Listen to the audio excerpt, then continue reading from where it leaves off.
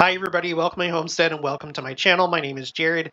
In this video, we're going to go over chapter 20 of the book of Revelation. It's part of a series where we're going chapter by chapter in the book of Revelation, and we're getting toward the end, okay? Because the book of Revelation, it only has, I think it's like 22, yeah, only 22 chapters. So we're on 20 now, and that's kind of exciting.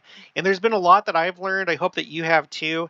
After this, okay, so I did a poll on the community tab to ask everybody what book we should go on to after this, and most people voted for Isaiah, but I think I'm going to have to do another poll because I somehow or another I forgot to add Daniel as an option. When you do a community poll on YouTube, it only gives you I think like 5 options, and I think Daniel's kind of a pretty critical one. There's a lot of confusion about Daniel and what it means, and there's symbolism and a lot of stuff in there.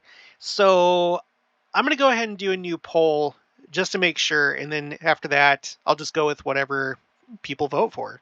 So, okay, so you don't have to watch every video in this series, but if you want to, I have a playlist called Book of Revelation. Just go there, and then you can find the past videos. All right. Okay. Before we get into this, here's the update on the Book of Mormon challenge. We have hit 5,500 copies of the Book of Mormon that have been shared. So that's one of the milestones. Every 500, I highlight it with this purple color. We have 541 people that have joined the challenge. So please continue to make that number go up, if you will. And let's just keep rolling forward and see what's possible and see what the limit is. I don't think there is a limit. So let's do it. So good job, everybody. When you report your stuff to me in the comments or in an email, keep it very short and include #flood. If I haven't gotten to it in like a few days, if you haven't heard back from me, then send it again, because I'll always acknowledge when you tell me that you shared the Book of Mormon. Okay, so here we go. Chapter 20. Just as a reminder, the last chapter, the marriage supper of the Lamb is made ready. The testimony of Jesus is the spirit of prophecy. Christ is King of Kings and Lord of Lords. And in this particular chapter, you might remember it was all about the marriage supper, but also the supper of the Lord, which is a separate thing. That's like basically um, all those that die at the second coming. It's basically the cleansing of the earth, essentially, and it's kind of depicted in a gruesome way, as like vultures and stuff eating the dead bodies and stuff. But anyway, so you might remember that from last time. So this one, Satan is bound during the millennium. The saints will then live and reign with Christ. The dead stand before God and are judged out of the books according to their works. By the way, I didn't even, because like whenever I do these videos, I don't prepare ahead of time. I just want to read it and then see what it says in the Institute manual. But I do want to share this really quick. Okay, this quote was sent to me by Nicole Reeder via email. I have a note that it was sent to me via email, so I can email her and let her know that I'm going to mention her. Okay, this is an interesting thing to keep in mind as we go into the chapter 20. This is from George Q. Cannon. Remember, he ended up being in the first presidency. This is in a book called Gospel Truth, Volume 1, page 88. And I'm sure you've heard this before. By the saints refusing to be led by the influences of Satan and not yielding to his seductive temptations, he is virtually bound so far as they are concerned. And when the head of the family can attain unto this power and persuade his wife and family to do so likewise, the power of Satan will be bound in that habitation, and the millennium will have commenced in that household.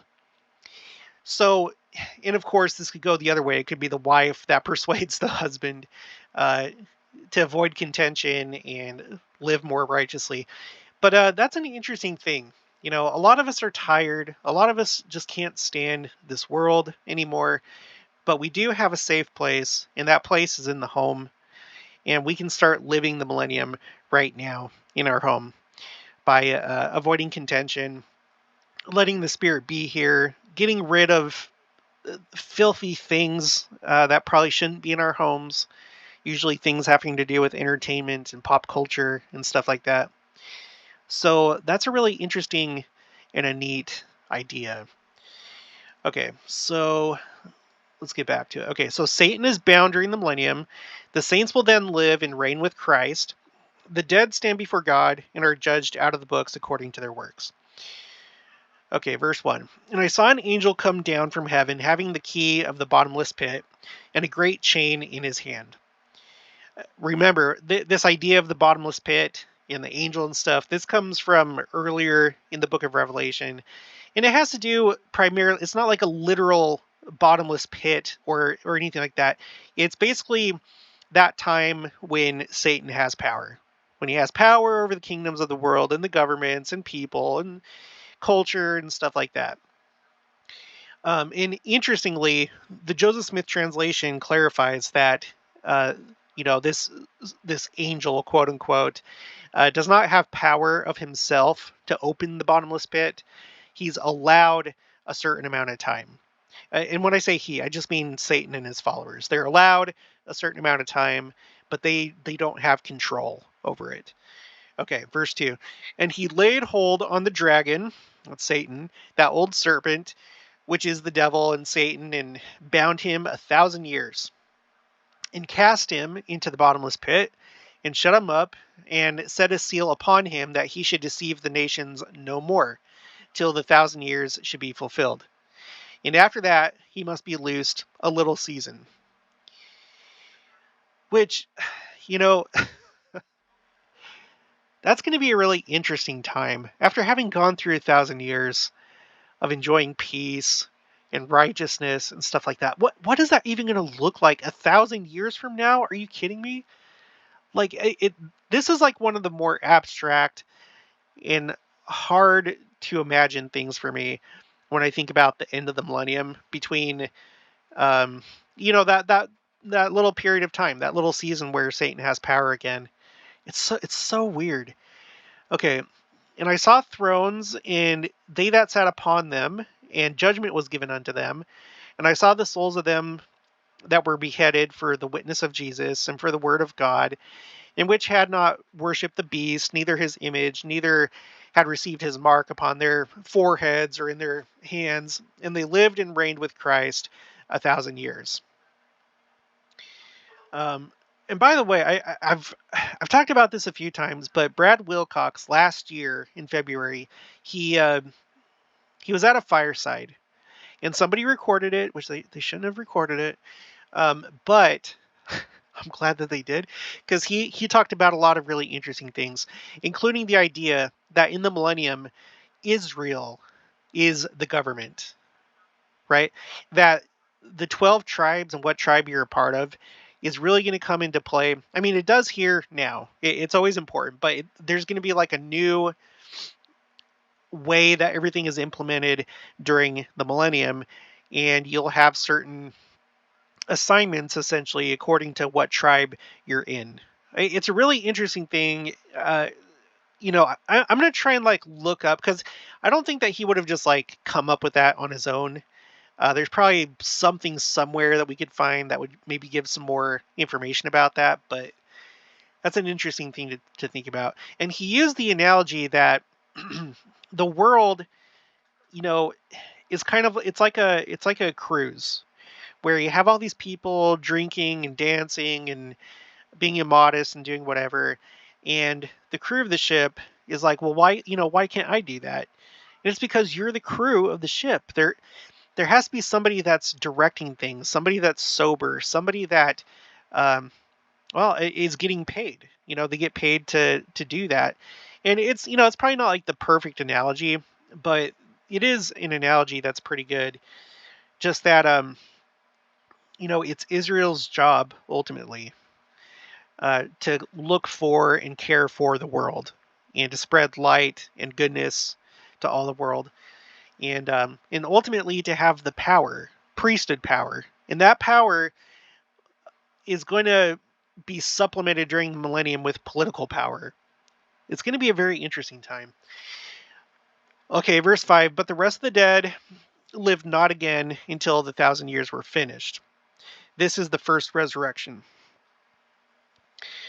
Now remember, and maybe this will say it in the manual, I'm not sure, but remember that it's during the millennium that both those that are celestial and those that are terrestrial will be um, resurrected. The celestials first, and then the terrestrials, and then anyone that is going to ultimately have a telestial glory at the final judgment, they're going to be resurrected after the 1,000 years. Blessed and holy is he that hath part in the first resurrection.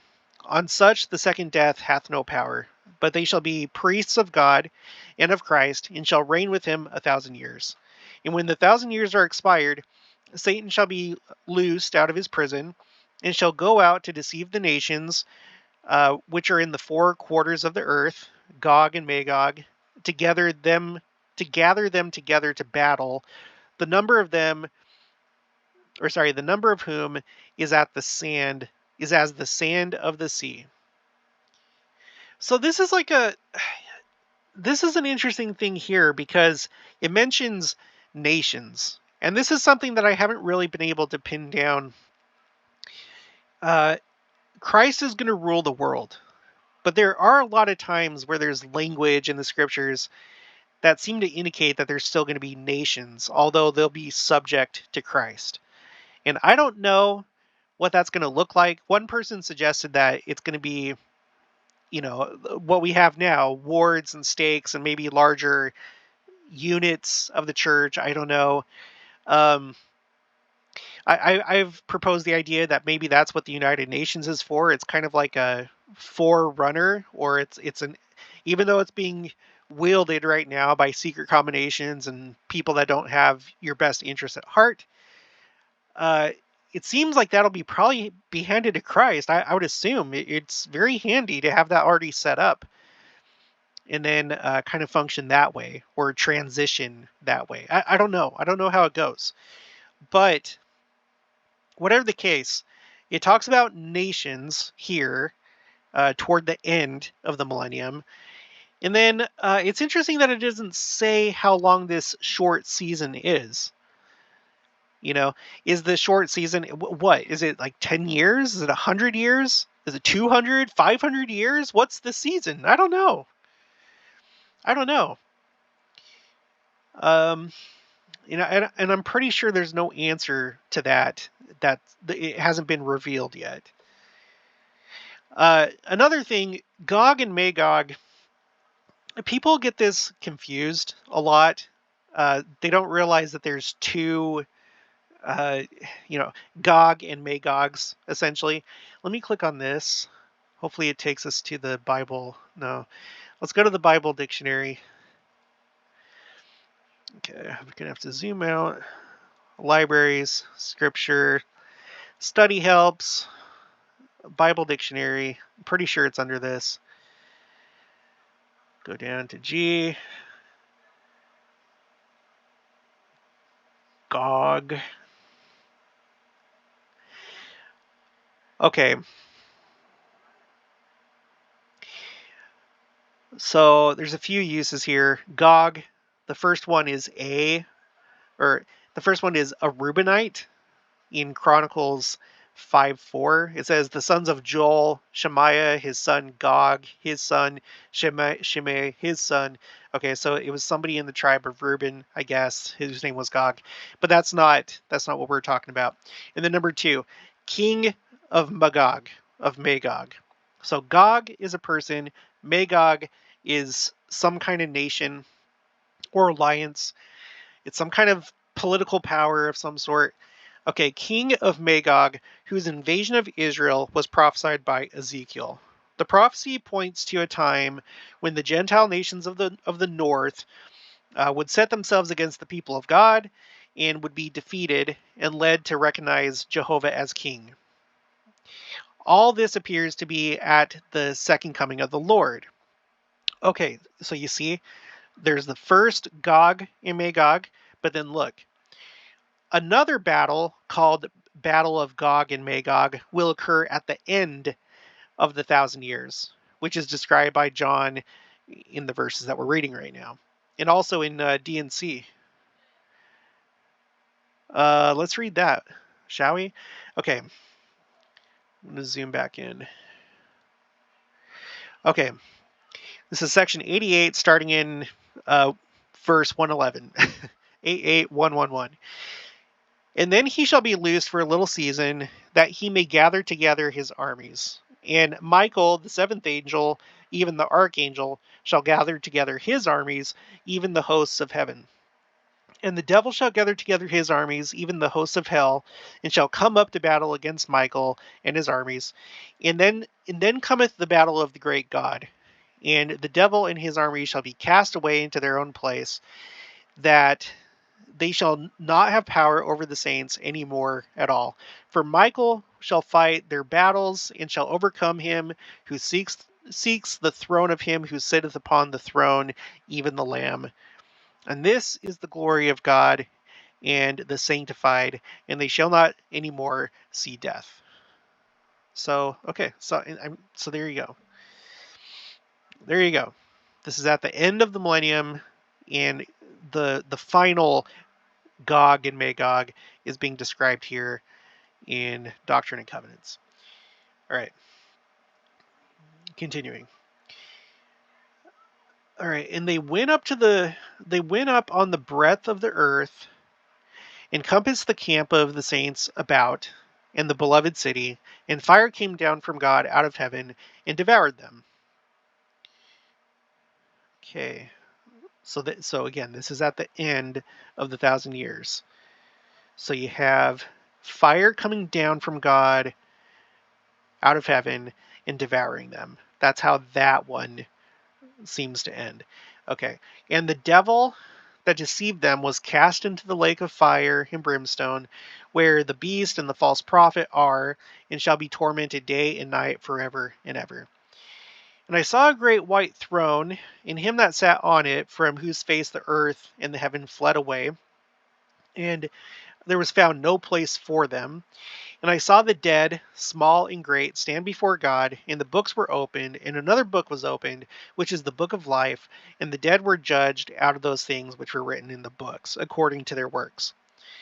And the sea gave up the dead which were in it, and death and hell delivered up the dead which were in them, and they were judged every man according to their works. And death and hell were cast into the lake of fire. This is the second death. And whosoever was not found written in the book of life was cast into the lake of fire. Now, it would seem to me that, like, when we're talking about final judgments, it's... I'm going to have to look this up. That's, like, another thing I'm not entirely sure. But I think the fact that, like, say you get resurrected at the beginning. By definition, you're part of that resurrection among the rest of celestial people. So it must be that your final judgment has taken place by that point. Otherwise they wouldn't know where to sort you. They'd be like, well, are you celestial? Are you terrestrial? I don't know. You haven't had your final judgment yet. So it must be that you have that the righteous have had their judgment at some point. They get resurrected, and then later the terrestrials get resurrected, and then at the end of the millennium, that's when the celestials, it sounds like, they have their final judgment and are resurrected. I'm gonna have to research that more. I'm sure that somebody somewhere has clarified that. But anyway, that's chapter 20. So let's go ahead and see what it says in the manual, starting with Revelation 20, verses 1 through 3. The bottomless pit. The bottomless pit is a term for the realm of Satan and those who follow him. Even there, God holds supreme authority, for it's God's angel who has the key of the bottomless pit. And then it tells you to look at the Joseph Smith translation that I was referring to earlier, back in chapter 9, verse 1, footnote A. Revelation 20, verses 2 through 3, Satan will be bound. John saw that Satan would be bound at the beginning of the millennium, in that for 1,000 years he would, quote unquote, deceive the nations no more. Or, as a modern revelation states, quote, not have power to tempt any man, end quote. During this time, quote, children shall grow up without sin unto salvation, end quote. Concerning Satan's binding, President Joseph F. Smith, not to be confused with Joseph Fielding Smith, stated, quote, as to whether the binding of Satan is a literal binding, as with the chain or not, it matters not. I am inclined to believe that the chain spoken of in the Bible with which Satan is to be bound is more figurative than real. Satan will be bound both by the faith of the righteous and the decrees of the Almighty during the millennial reign, and will be cast down into hell. Okay. The prophet Nephi taught that because of the righteousness of the saints, Satan will have no power. So see, this part right here, if that's the case, that jives with what we were reading before from George Q. Cannon, where essentially he said, now you could have the millennium now in your household, and Satan will be bound in your household. Here, let me change the color on this. Okay. Revelation 20 verses 3 and 7 through 8. Loosed a little season. The scriptures do not entirely explain why Satan, quote, must be loosed a little season, end quote, after having been bound for 1,000 years following Christ's second coming. However, the Lord has revealed that after the 1,000 years have ended, people would, quote unquote, again begin to deny their God, which is just astounding to me. Like, it's just, what? It's people. It's people. Ugh. Okay, the Book of Mormon also describes a time when people again turned their hearts towards Satan after an extended season of peace and righteousness because of the pride that followed prosperity. That's in 4th Nephi. But I mean, like 1,000 years, I'm assuming that most of that 1,000 years is going to be prosperity, you know. In the case of the Nephites, it was only a few hundred years after Christ had come that I don't know. Okay, whatever the reason that Satan will be loosed, John saw that after the millennium, Satan would, quote unquote, deceive the nations to gather them together for a final battle against the saints. Okay. Revelation 20 verse 4, judgment was given unto them. The enthroned beings John saw in Revelation 24, who were given power to judge may represent the 12 apostles Jesus called during his mortal ministry. Jesus said that these apostles would sit on thrones and judge Israel. Though the Lord has indicated that some of his servants will assist him as judges, the scriptures also affirm that Jesus Christ himself will be the great and final judge of all. Okay, 20 verse 5. The first resurrection and the rest of the dead. John saw that many of the dead would be resurrected during what is called the first resurrection. Elder Bruce R. McConkie explained the first resurrection. Quote, to those who lived before the resurrection of Christ, the day of his coming forth from the dead was known as the first resurrection. Abinadi and Alma, for instance, so considered it. To those who have lived since that day, the first resurrection is yet future. It will take place at the time of the second coming. We have no knowledge that the resurrection is going on now, or that any persons have been resurrected since the day in which Christ came forth, excepting Peter, James, and Moroni, all of whom had special labors to perform in this day, which necessitated tangible resurrected bodies. End quote. So that's interesting if those are like the only exceptions. And it shows you, I guess, the importance of, the placing of hands upon a person's head as a blessing or as an office or as the priesthood is being given and bestowed and things like that. There's something to that. They wouldn't just be like, okay, we're going to resurrect you just so it kind of like makes a little bit more sense. It seems like it was necessary to do it. And I wish I knew more why. Maybe it's just a very simple matter. It's just like, yeah, because you have to put your hands on his head. But like, I feel like there's probably more to it than just that. I don't know. Those who will receive celestial and terrestrial bodies will come forth in the first resurrection. Yeah, see? So you've already like received your judgment. Otherwise they wouldn't know what kind of body to give you. You had to have been judged to determine if you're celestial or terrestrial. Okay. Quote unquote, the rest of the dead who, quote unquote, lived not again until the 1,000 years were finished are those of, quote unquote, the last resurrection, the resurrection of the unjust, which occurs at the end of the millennium.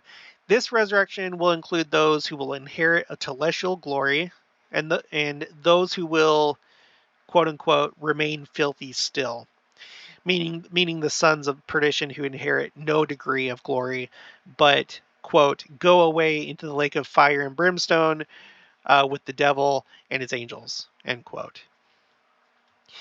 That's an interesting thing to think about, and that we should realize, because again, I feel like we carry over too much of fallen, degenerate doctrine from other Christian churches when it comes to various things, including our idea of after this life.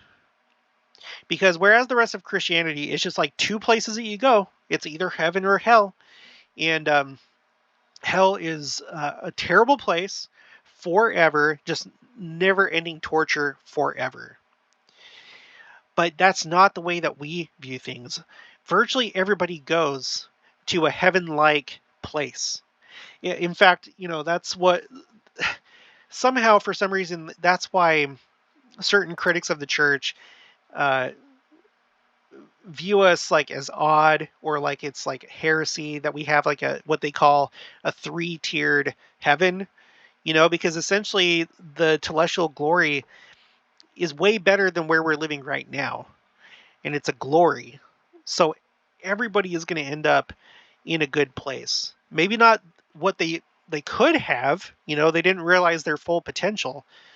The only ones that are going to be like really not having any glory are those that are sons of perdition, right? Satan and his followers who are already there, and then a certain few individuals that come to Earth that are really, really bad and end up not even having any sort of glory. And even then, we don't really know what kind of torment they go through. I mean, I don't think there's going to be a literal lake of fire and brimstone for them. But I think there's a part in the Doctrine and Covenants where it talks about, it says something to the effect that no man knoweth that punishment except for he that that's ordained to it, or something along those lines. I'm not going to look that up right now. Is it this one, maybe? No. Okay, I'm not going to look for it. But I think most of you probably know what I'm talking about. Okay, Revelation 20, verses 7 through 10, a final battle. John saw that after the millennium, Satan would be loosed, and he and his evil forces would again wage war against, quote unquote, the camp of the saints and the beloved city, which is Zion, a place of safety and refuge. John referred to Satan's host by the symbolic names Gog and Magog. Ezekiel used these names to refer to foreign invaders who would attack Israel before the Lord's coming. But in Revelation 20, verses 7 through 9, Gog and Magog refer to the forces of Satan that will wage another battle at the end of the millennium. Though the number of Satan's forces will be, quote unquote, as the sand of the sea, they will be devoured by fire from God out of heaven, and the devil and his followers will be eternally cast into the lake of fire and brimstone. With this final cleansing of evil, the earth will be prepared to receive celestial glory. Isn't it crazy that, like, you and me right now, we're waiting to go into the millennium because it's going to be a time of peace, and safety and righteousness. But we're still not going to be there yet. Like the final destination that we're waiting for is when Earth becomes a celestial world. And we're hoping and trying so hard for ourselves to be part of that, to also be celestial. It's kind of crazy. I wonder, like, at the end of the millennium, is there going to be some kind of YouTube channel where they're looking at like the signs of the times for the end of the Earth before it becomes celestial? Probably not. I don't know. I don't know. I would assume that there's going to be a lot of things revealed in the millennium, and there's probably going to be prophecies about, like, prophecies with more detail about what's going to take place during the millennium, or more detail about this little season at the end of the millennium. I wouldn't be surprised. I can't say that for sure, but there's probably going to be so much more that we learn, and there's going to be things to look forward to. Okay, Latter-day Revelation adds the detail that Michael, the archangel, who is Adam, will play an important role in this final battle by gathering the armies of God together against Satan and his armies. And this is another thing.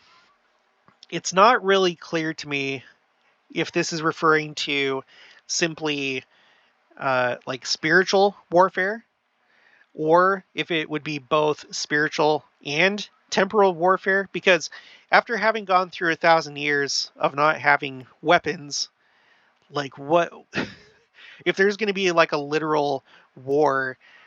What are they going to be doing? Like, digging up the blueprints on how to make guns and stuff like that? I don't know. But if it turns into some kind of like physical war, conventional, nuclear, or some other advanced technology, it must be pretty wild. I mean, 1,000 years from now, 1,000 years. Think about how much technology is going to advance. I assume that that we would still have technology and it would advance. 1,000 years from now, what does that kind of warfare look like?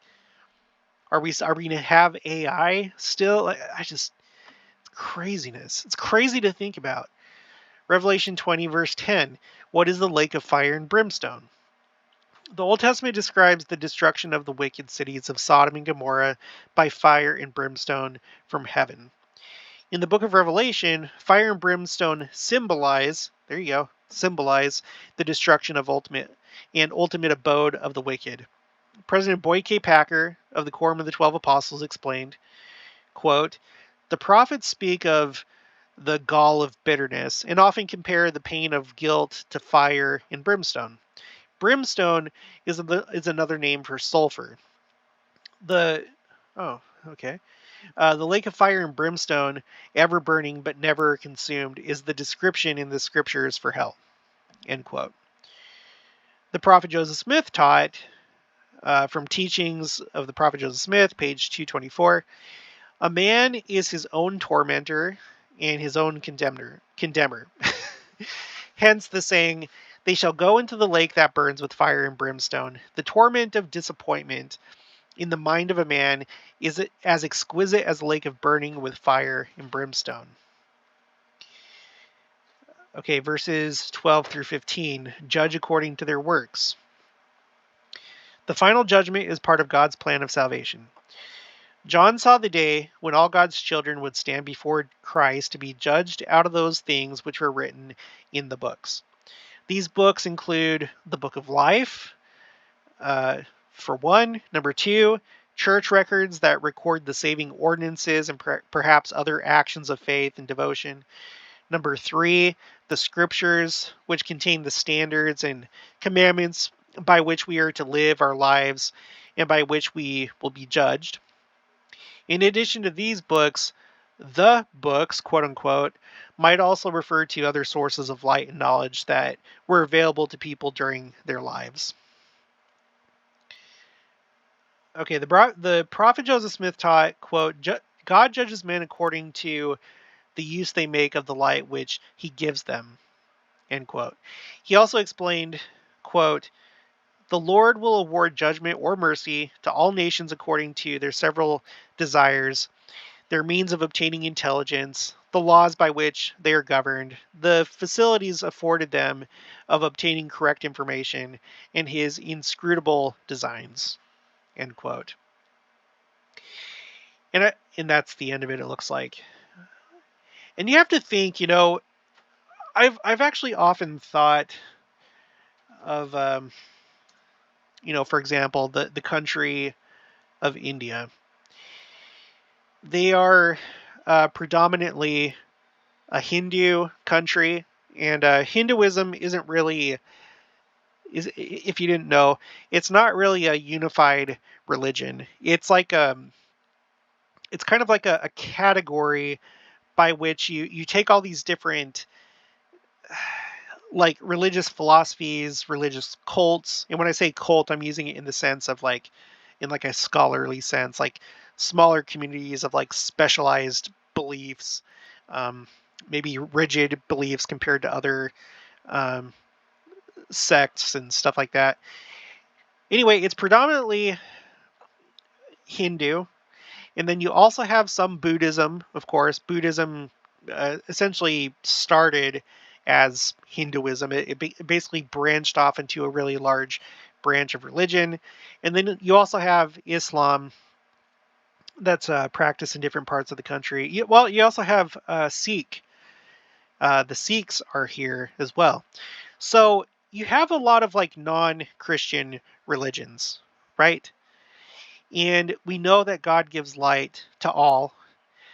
And it would be really interesting to see if you were to sit in on somebody's judgment from, maybe this place. Let's say someone from Adilabad, and how well they practiced their religion. Maybe not so much like the idolatry part or, things like that, but the true light and principles that they may have had, you know? So say for example, I'm not very familiar with the Hindu religion. They literally have thousands of gods. Um, and like I said, there's different cults for different gods, and there's stuff like that.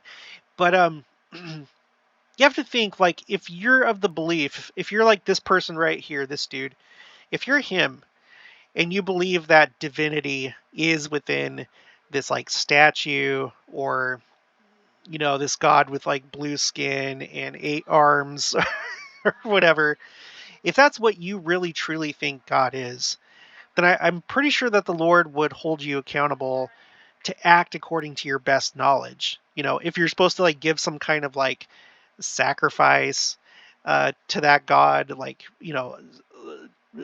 some kind of like tithing or food or something like that, I don't think it's gonna be like, well, why are you worshiping a false god? It's gonna be more like, you thought that was me, and that's how you were. Like, you didn't bring the Habdagada sacrifice or whatever. When you So I mean, I think there's going to be a lot of kind of stuff like that, and of course, you're not going to be judged according to the religion. So, for example, if like there's a prescribed punishment for not sacrificing to a certain god or something like that, the Lord's not going to use that standard because it's a false standard. But I think what he probably would look at is your heart, and if you, even though you were deceived by the world, that true part of you that knew what was right and wrong in your connection with God. Um, Now, one thing that I've kind of noticed, and this is my opinion, but even though that you have like different parts of the world that have different portions of light, so you could say that there's probably a lot of light in Hinduism. I don't think that would mean that we need to study it and try and find hidden bits of wisdom necessarily within that religion. I think there's a lot of people that kind of like delve into that and start adopting, you know, beliefs that are not right. Essentially, they start to get into like the really mystical stuff, and what's that guy wearing? They must wear dresses or something because he has like a skirt or something. I'm not. Of course, I know it's probably not called a skirt there, but anyway, So you get what I mean? I would avoid doing that because that could probably take you down some wrong paths. Using the justification, you're like, well, God gave light to all people. Yes, that's true. But as far as like deep doctrine and mystical, esoteric type knowledge and stuff like that, you probably don't really want to go down that road. And if you do it from like a more scholarly, academic perspective, like you're just trying to, in like an anthropological way, anthropology, you're trying to learn more, but you're not trying to like find hidden bits of wisdom that is not available in our church, which I don't think that you'll really find. I do a lot of like looking into Judaism, and I am interested in Kabbalah, and that's because I feel like that's maybe a little bit different because this is an Old Testament people, but even then, I think you have to be super duper careful because uh, they were the original. And I don't mean for this to sound harsh, but they were the original apostates. You know, when you think about the early church, wow, that must be some kind of. That looks like well, not an idol, but some kind of god right there. Um, when you think about the early church with the saints, with Joseph Smith, Brigham Young, like that time frame, you had these apostate groups that would break away. They would break away because they wanted to continue polygamy. They would break away because this and that, you know, and that's essentially, I mean, essentially that happened all the way back at the time of Christ, and they're still here today. They are still a covenant people, but essentially they went apostate. They didn't recognize Christ. So anyway, I guess I'm just kind of like rambling at this point, but hopefully you get what I'm saying, and hopefully you'll take that advice. Don't get into don't go into strange paths, that could lead you astray. Because there are people that do that, and they go too deep. They don't study enough of their own religion, and they start trying to get into really esoteric things and other religions that don't even resemble, almost in the slightest, our own religion. Lucky Beauty Parlor and Ladies Emporium.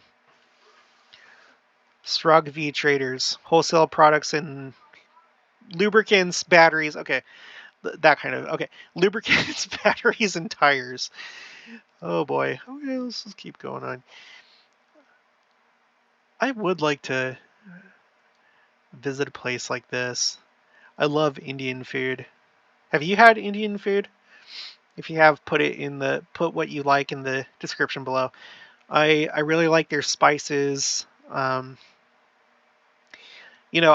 like, probably the most famous dish out of India, chicken tikka masala, but there's other ones too. Honey, what are some of the other Indian dishes? But we, well, everyone knows naan bread. We Jack and I, we've gone to many like Indian buffets and restaurants, and I can't remember. Yeah, tandoori. That's like a. Uh, anyway, really good food. Yeah, here you go. We just ran into like I don't know if this is like a god. I'm assuming it's a god. You know. So these people here not knowing anything, thinking that this is some kind of divinity. I'm sure the Lord would expect them to treat it as such, to the best of their knowledge. And then later, they'll learn the truth, and they'll learn that these are false gods and stuff like that. But um, yeah, here's the blue skin one I was talking about. He doesn't have 8 arms. Shiva has 4. I know that. I wonder what this is. It's obviously some kind of religious structure. There's a lot of power lines. There's a palm tree. Gold loan. All right. That's a newer looking building. It looks kind of modern. Okay, well, yeah, somehow this brought us to India, this video, but we'll just wrap it up here. If you haven't already, please make sure to subscribe, like this video if you liked it, leave your thoughts and opinions down in the comments below. Also make sure to share it, and I'll talk to you guys later.